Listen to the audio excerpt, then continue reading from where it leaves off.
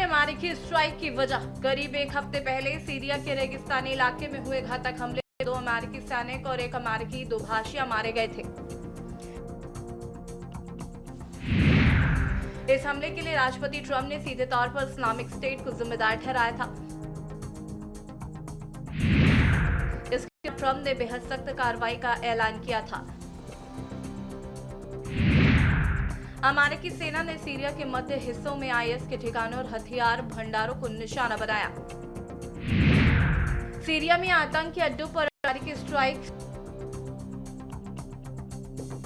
Syria में Islamic state के खिलाफ अमेरिका ने ये जो बड़ा सैन्य अभियान शुरू किया है, इसके कई मायने निकाले जा रहे हैं। सबसे बड़ी बात यह है कि अमेरिकी सैनिकों और 1 अमेरिकी दुभाषी की मौत के बाद ट्रंप प्रशासन ने इस बदले की कार्रवाई को अंजाम दिया है। बहरहाल सीरिया में आईएस ठिकानों पर ताबड़तोड़ हवाई हमले किए गए हैं। अमेरिका ने साफ शब्दों में कहा है कि यह कोई युद्ध की शुरुआत नहीं, बल्कि अपने नागरिकों की हत्या का जवाब है। वहीं अमेरिकी रक्षा मंत्री ने भी कहा कि ये युद्ध की शुरुआत नहीं, हमारा बदला है। वहीं राष्ट्रपति डोनाल्ड ट्रंप ने इस हमले को कड़ी जवाबी कार्रवाई बताया है। उन्होंने स्पष्ट किया कि अमेरिका अपने नागरिकों की हत्या का बदला लेने के लिए पूरी तरह प्रतिबद्ध है। रिपोर्टों के अनुसार इन हमलों में बड़ी संख्या में आईएस के लड़ाके मारे गए हैं। पिछले एक हफ्ते में करीब 10 अलग अलग ऑपरेशनों में 23 से अधिक आतंकियों को मारने या पकड़ने का दावा किया गया है। ऑपरेशन हॉकाई स्ट्राइक की मुख्य बातें। अमेरिका ने मध्य सीरिया में आईएस के 70 से अधिक ठिकानों पर भीषण बमबारी की है।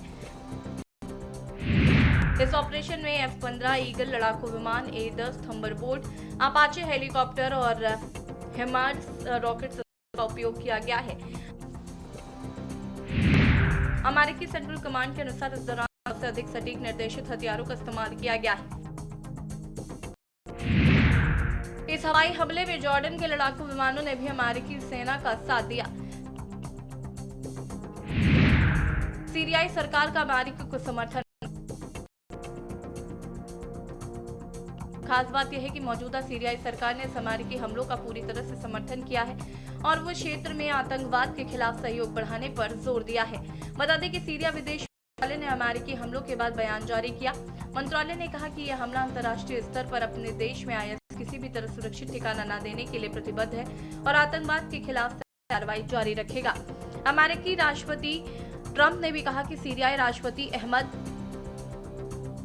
अल सारा इस कार्रवाई के समर्थन में है और हमले से बेहद नाराज है।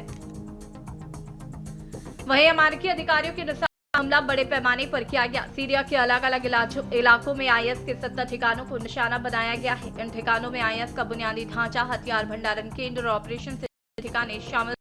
अधिकारियों ने संकेत दिया है कि आने वाले दिनों में हमले और भी हो सकते हैं।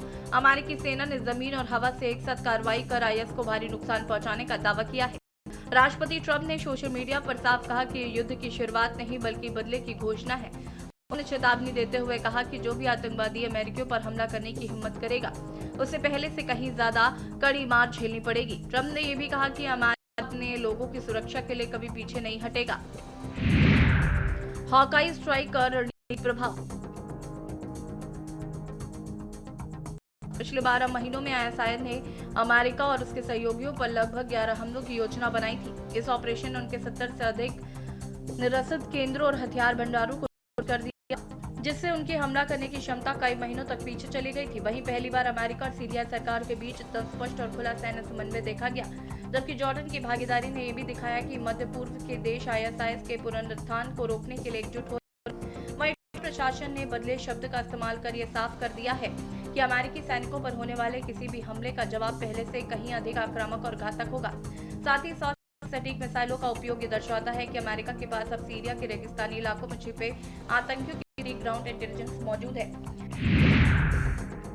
बड़े बदलाव के दौर से गुजर रहा सीरिया।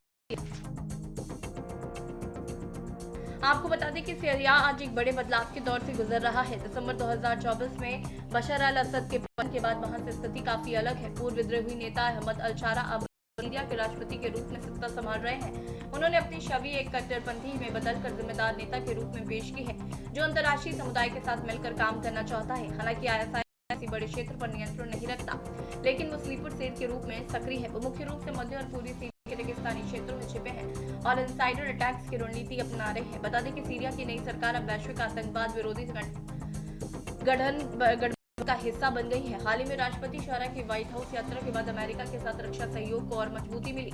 वहीं हालिया हमला ये दर्शाता है कि सीरियाई सुरक्षा बलों के भीतर अभी भी ISIS के सहानुभूति रखने वाले लोग मौजूद हैं। ये नई सरकार के लिए एक बड़ी आंतरिक चुनौती है। दरअसल ऑपरेशन हॉकाई स्ट्राइक न केवल सैन्य दृष्टि से बल्कि रणनीतिक और राजनीतिक रूप से भी अत्यंत यह अभियान सीरिया के बदले परिदृश्य में अमेरिका की नई भूमिका और वहां की वर्तमान स्थिति को स्पष्ट करता है। स्पेशल डेस्क के न्यूज इंडिया।